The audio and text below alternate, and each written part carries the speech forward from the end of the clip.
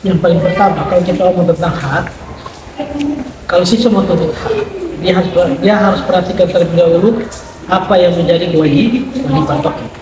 Di sekolah, apa saja hak siswa? Yang pertama, dia berhak mendapat ilmu pengetahuan, dia berhak menggunakan fasilitas sekolah, dia berhak mendapat perlindungan, mendapat perlakuan yang adil, dan dia berhak diperlakukan sama.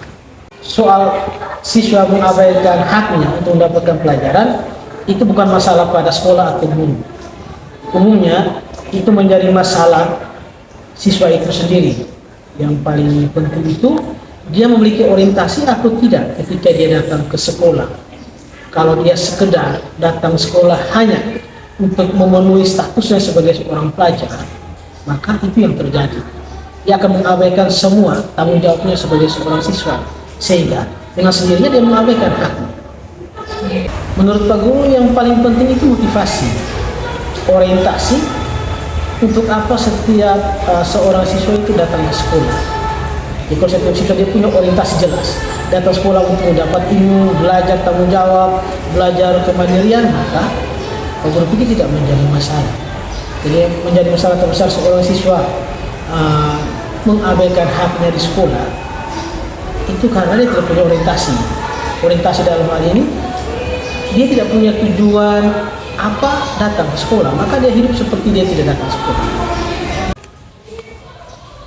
Tetap yang paling penting itu individu itu sendiri, ya, siswa itu sendiri dan harus dipengaruhi kuat mulai dalam keluarga. Jadi tidak ada segala sesuatu, tidak ada hasil yang baik tanpa melalui proses.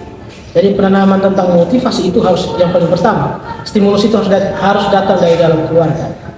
Bagaimana stimulus itu merangsang setiap siswa untuk membangun motivasi untuk rajin ke sekolah.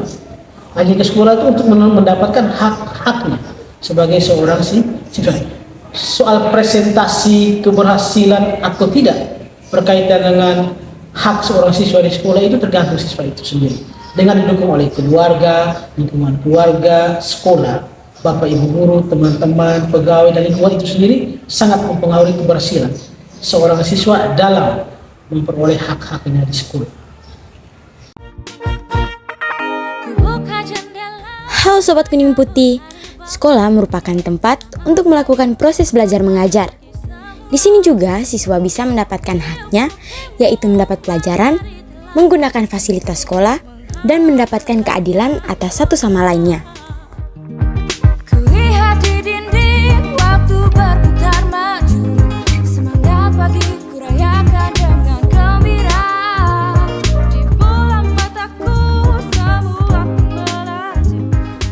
Lengkapnya fasilitas sekolah dapat mendorong minat dan semangat siswa untuk belajar di sekolah.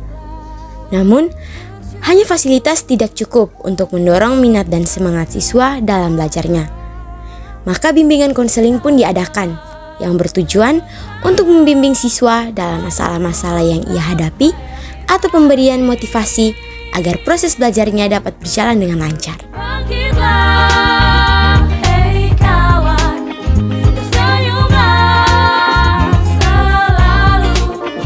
Itu dia hal-hal seputar hak siswa di sekolah yang bisa kami sampaikan. Sampai jumpa nanti.